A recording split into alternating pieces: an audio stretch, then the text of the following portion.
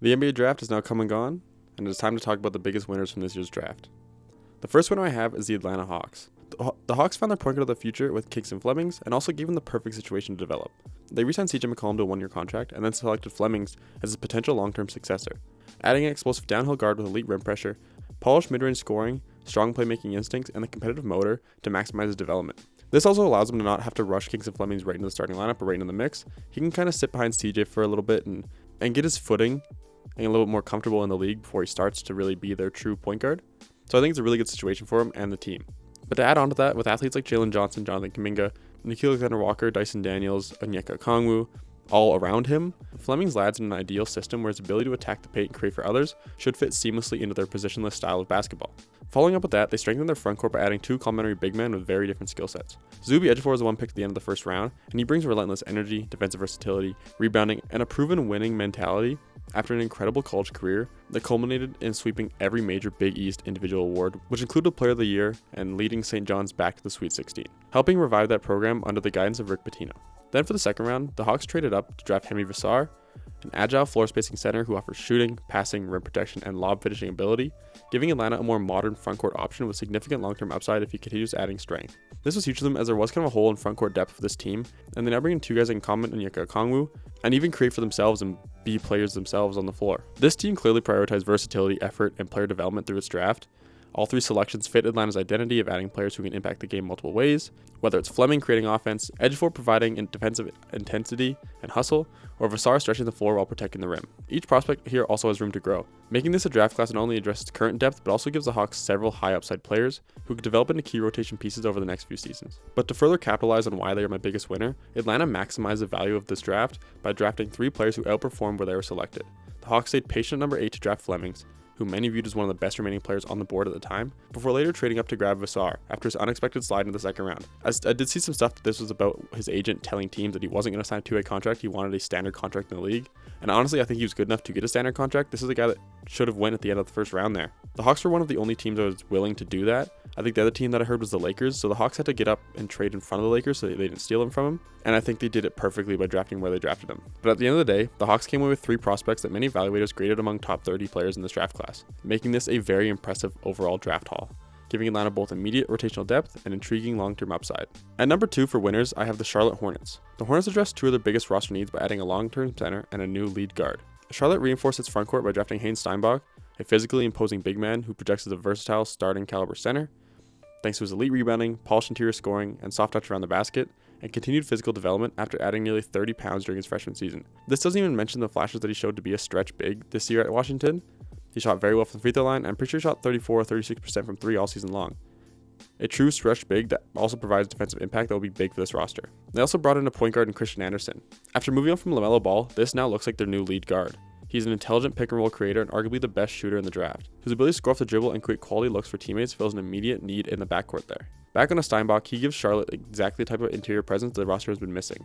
Widely viewed as one of the best values in the draft, Steinbach was considered a top player remaining in many draft boards because of its combination of size, strength, elite hands, rebounding instincts, and advanced footwork, giving the Hornets a legitimate long-term answer at center. There was a little bit of questions about their depth there in the rotation with Moussa Diabate and Ryan Kalkbrenner. They now bring in a solidified guy with him, and also brought in a very versatile big in Naz Reid in the LaMelo Ball trade. Charlotte really rebuilt their frontcourt depth this offseason, and it isn't even free agency yet. But to continue talking about Haynes Steinbach, his ability to consistently control the glass, finish efficiently around the rim, and potentially stretch the floor if his outside shot continues to develop, gives Charlotte a player who could eventually become a nightly double-double threat. Now switching gears over to Christian Anderson, he has the offensive tools to thrive in Charlotte's new look backcourt. Despite entering college as a lightly recruited prospect, Anderson developed into a first-round talent through elite shooting, dynamic pick-and-roll play, and impressive playmaking, averaging 19 points and 7 assists while consistently creating easy opportunities for his teammates. He was seen as one of the best, if not the best, point guard in the country all year long. While his size does create some questions defensively and around the rim, his ability to space the floor, knock down pull-up jumpers, and run the offense gives Charlotte a guard who fits seamlessly into their evolving offensive identity, just like how Haynes Steinbach does. And just a little fun fact about these two guys, they played together on the German national team, so they're just teaming up again, and they're already super dominant players that know how to play with each other. That's a huge plus for this team's chemistry and this team's roster construction. But to continue on why they are my number 2 winner, it's because the Hornets continued building for the future with another strong value-driven draft. Both Steinbach and Anderson were viewed as some of the best players available when Charlotte selected them, allowing the front office to add high upside talent without reaching for positional needs, even though they did address positional needs with these players. More importantly, both prospects fit the organization's long-term vision, addressing major roster holes while giving the Hornets 2 foundational pieces who can develop alongside the rest of their young core. A massive plus with what they were building at the end of last season, with their push into the play-in. At number 3, I have the Oklahoma City Thunder. The rich continue to get richer. They landed one of the biggest deals in the lottery by selecting Aday Mara at number 12. He gives the Thunder exactly the type of skilled, high IQ center they need for the future, combining elite rim protection, advanced passing ability, and soft finishing around the basket to go along with his size to help combat dominant interior players like Victor Wembanyama. Him and Chet Holmgren are going to be dominant twin towers for this roster, and as of Friday, they also brought back Isaiah Hartenstein. Their center depth is absolutely loaded, and they can go with any player at any time and not worry about what their center position will look like on the floor. While Aday Mara's outside shooting and perimeter mobility remain question marks, he does move pretty well though for a 7'3" big man, so it's not too much of a question mark there. Oklahoma City's outstanding player development program makes this an ideal landing spot for a prospect whose ceiling could be one of the highest among centers in this class. At 7'3" and the way he moves and finishes around the rim, as well as his IQ, he's going to be a serious player in this league, and he fell into the perfect situation in Oklahoma City. But to add on to that, they ended up trading up and continued building their stars by adding more playmaking and shooting with the selection of Bennett Sturts. He addressed one of Oklahoma City's biggest weaknesses after their Western Conference Finals loss, adding an elite decision maker who excels as a passer, ball handler, and pull-up shooter while fitting seamlessly into the Thunder's read and react offensive system. This is a guy that started out his career in D2 and then kind of just moved up every year. As his coach moved, he followed him around to different schools and got better and better each year. I don't know how he did it, but he looked incredible every single time I turned the game on to watch him. It takes a rare breed of player to continue to get better and better when you're moving up into better and better levels, and he did that every single year. His combination of processing speed, floor vision, and perimeter shooting gives the Thunder another reliable shot creator who can both organize the offense and thrive playing alongside their established stars. He's kind of a guy that plays at his own pace, doesn't really let too much phase him on the floor. That's a perfect player for this Thunder system. Oklahoma City then doubled down on its identity by adding versatile role players who fit in their system when they selected Otega Oweh in the second round. He projects to be another physical, defensive-minded wing who can guard multiple positions, knock down catch and shoot threes, and embrace a complementary 3-and-D role alongside the Thunder's star talent. He honestly looked great at Kentucky all year long. They didn't win as many games as people thought they were going to win, but he's one of those guys that showed off flashes of elite scoring as well as elite defensive ability. He's going to fit perfectly in this lineup wherever they place him. Even if he never becomes a primary scorer, his strength, defensive versatility, and willingness to play within a team concept make him another player who fits the culture Sam Presti has built. Another masterclass draft by Sam Presti. But to sum it all up, this draft strengthened both Oklahoma City's present and long-term future. Mara potentially gives the Thunder a long-term successor to Isaiah Hartenstein, who did end up sticking around as I just mentioned, while Sturts immediately adds much-needed shot creation and ball handling, making both selections strong fits of a championship-caliber roster. The only lingering question is how this affects OKC's crowded center rotation moving forward, but regardless, the Thunder once again maximize their assets by adding multiple high-upside players who fit their roster construction and organizational philosophy. It sucks to see, but as I said earlier, the rich just keep getting richer. This front office is incredible, and they outsmart everybody every year. I did think they were going to trade one of those picks away and try and bring in another established player, but it's the Oklahoma City Thunder. What they do is they draft players. I shouldn't have been surprised that they stuck around. At number 4, I have the Chicago Bulls. The Bulls landed a potential franchise cornerstone by selecting Wilson with the 4th overall pick. Widely regarded as the most explosive athlete in this draft, Wilson gives Chicago a dynamic frontcourt piece who can dominate in transition, finish above the rim, protect the basket, and develop into a defensive anchor that the organization has been searching for years. His jump shot is still a work in progress, but even without consistent perimeter shooting, his combination of size, athleticism, defensive versatility, and a star-level upside made him one of the biggest wins of the lottery. Him, alongside Modest Buzelis and Nick Claxton, is a super long frontcourt that will bring defensive pressure and physicality, falling into what Brandon Graham is looking for with his slap mentality. It's going to be a super exciting and athletic team to watch. Those 3 players are going to wreak havoc on the floor together, and I think they all complement each other really well. Chicago then doubled down on his mindset of length, athleticism, and defensive versatility throughout the draft when they selected Dalen Swain at pick 15. The Bulls continued building around new president Bryson Graham. I called him Brandon Graham earlier, I meant Bryson Graham. His philosophy of prioritizing size, physicality, and switchability, giving the roster another explosive wing who relentlessly attacks the rim and competes defensively. Combined with the players I just mentioned like Nick Claxton, Modest Buzelis, Noah Senge even, and Caleb Wilson, Chicago is assembling one of the league's most versatile and longest cores in the NBA, capable of switching across multiple positions on defense. Another guy who's not really a great defender but is definitely long and big for his position is Josh Giddey. He's not going to do too much on the defensive intensity side, but he still brings that size and length that Chicago's trying to build there. Swain definitely has the tools to become one of the biggest steals of this draft.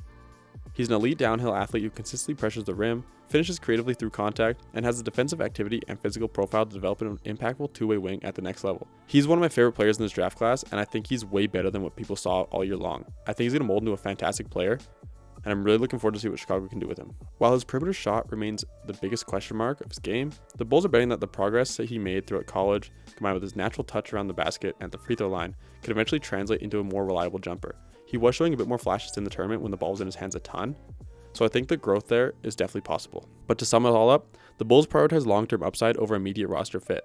Chicago didn't solve its biggest weakness, which was outside shooting, but instead focused on adding the highest upside talent available, giving the franchise 2 young athletes who fit its long-term rebuilding timeline. Moving forward, surrounding Wilson with the more floor spacing will be one of the organization's biggest priorities, as adding more reliable shooting could unlock the full potential of both him and the Bulls' young core. They're definitely building something fun over in Chicago. I will be watching a lot more games with this team this year. I don't know how much they're going to win, but they don't really need to win, as long as they can develop their young pieces the right way. And last but not least, at number 5, I have the Memphis Grizzlies. The Grizzlies land a potential franchise cornerstone in Cameron Boozer at number 3, adding one of the most polished offensive players in the class. At 6'8", he blends post scoring, high volume 3-point shooting, and a point forward playmaking ability into a highly adaptable offensive profile. Despite some concerns about his ability to separate athletically and defend at a high level in space, his elite production, IQ, and versatility make him a clear franchise-level swing in a system that values skill and competitiveness. Boozer's impact will be amplified with how the Grizzlies structure their roster around him. Pairing him with Zach Edey gives Memphis a true interior anchor, allowing Boozer to operate more freely offensively while avoiding full-time rim protection duties on defense there. And having Cedric Howard and Jalen Wells on the wings, along with other young contributors around him, the Grizzlies now have one of the more flexible young cores in the league. Adding on to the pick of Cameron Boozer, they drafted Kareem Lopez and Richie Saunders, adding multiple complementary role pieces who round out the draft class. Lopez brings international experience, defensive versatility, connective passing, and developing shooting ability, giving the Grizzlies a multi-positional piece with long-term upside. I don't know too much about him. His numbers didn't really stand out on the board there, but the film looked great. He's definitely a guy that has a lot of potential and upside, so I think that's why the Grizzlies took a shot on him there. And then their pick in the second round was Richie Saunders. He adds older, high-energy wing depth with movement, shooting, defensive activity, and toughness, projecting an immediate rotational option who aligns with Memphis' culture. He did miss a lot of the year with his injury there at BYU, but he's a super solid player and he's definitely going to be a difference maker of this team. They had to address the shooting need in this roster and they definitely did that with him. But I think the biggest story outside of the draft for Memphis lately is how they acquired Isaiah Stewart, giving Memphis a major stabilizing force in the middle of their roster. He was acquired as part of Memphis' aggressive trade down strategy and one of the league's most reliable backup centers, bringing physicality, rim protection, and consistent defensive intensity. He was probably a lock for all defensive teams this year. Before he didn't meet the 65-game requirements due to suspensions and injury, he fits exactly what Memphis is trying to build and what they always have built, that grit and grind mentality, and I think he's going to be perfect for coming off the bench in this roster. He will provide great mentorship for Zach Edey as a rim protector and a defender, and honestly I think he's a great mentor for the young players. He's not super old, but he has that IQ and he has that mentality to be a competitor that'll be big for these young players that are learning how to play in the league. But to sum it all up, the Grizzlies executed one of the most efficient draft hauls in the league. By trading down multiple times and still landing high-value prospects at each stop, Memphis converted draft capital into both top-end talent and rotational depth without sacrificing any upside. Even with a potential roster crunch, the combination of Boozer as a centerpiece, Stewart as a stabilizer, and 2 additional developmental swings makes this one of the strongest overall draft outcomes in the league, and I have them at number 5 in my winners. So to sum it all up, my number 1 winner is the Atlanta Hawks, number 2 I have Charlotte Hornets, number 3 I have the Oklahoma City Thunder, number 4 I have the Chicago Bulls, number 5 I have the Memphis Grizzlies. This is a super deep class, and honestly it was tough to pick my top 5. I think a lot of teams did very well in the draft class, and I'm looking forward to seeing all these rookies on their teams next year, as well as the moves that other teams have made. But as everyone knows, it's almost time to shift over to free agency, and I think we're going to be seeing a lot of movement this year.